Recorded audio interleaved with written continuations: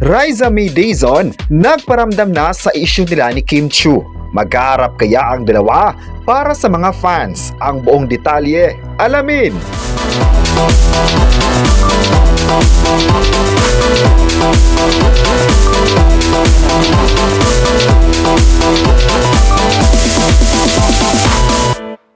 Hindi napigilan ng TV host comedian na si Joey De Leon ang usisain ng kapwa Eat Bulaga na si Raisa May Dizon hinggil sa issue ng It's Showtime host na si Kim Chiu.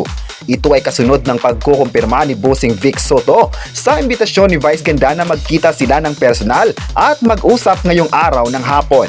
Matapos ang pagkasa ni Bossing Vic Soto sa paanyaya ni Vice, bumaling naman si Joey De Leon sa kasamahang si Raisa May. Ayon pa ni Joey De Leon, kailan ba daw sila mag-uusap ni Raisa May at Kim Chiu? Sa halip na sagutin ang tanong, ay tumawa na lamang si Raisa at nag-hi. Nag-ugat ang pag-usisa ni Joey De Leon kay Raisa patungkol kay Kim Chiu dahil sa naging mainit na topic sa social media kung saan pinagsabihan ng netizens ang kapamilya actress tungkol sa tila below the belt na banat patungkol kay Raisa. Sa kapila ng pag-trending ay walang direktang pahayag si Kim at Raisa hinggil sa issue. Dahil dito ay trending naman ang pag-hi ni Raisa sa issue nila kay Kim Chiu. May mga nagsabi na napaka-professional di umano ng Eat Bulaga host dahil sa halip na sumagot, nag-hi na lang ito at para bang wala lang.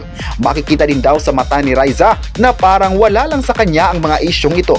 Parang hindi big deal para sa kanya ang naging joke ng kapamilya actress sa TV. Marami kasi ang nagsabing baka magalit raw ang Eat Bulaga host sa Chinita Princess dahil ginawan siya ng joke sa national TV. Alam ng lahat na ang It's Showtime host ay katapat ng kanilang programa. May nagsabi naman na mas nagustuhan nila si Raisa May Dizon dahil napaka-positive pa rin sa kabila ng mga pambabatikos ng mga netizens sa online. Marami naman talaga ngayon ang nagpapakita ng suporta sa kapamilya actress na sinabing walang kasalanan ang Chinita Princess sa pagjo-joke nito. May nagsabi naman na kahit anong mangyari, susuportahan pa rin nila si Raisa at Kim Chiu dahil pareho silang magagaling na host ng Noon Time program. Mas ipinakita pa nila na deserve nilang susuportahan dahil magaling sa hosting at kayang makipagsabayan sa mga audience. May nagsabi naman na mahal talaga ng mga tao ang dalawang host na ito dahil hindi sila nagtanim ng galit sa isa't isa. May nagsabi naman na hindi talaga pababayaan ng fans ang kanilang mga idolo dahil pareho silang nagpapasaya sa mga manunood.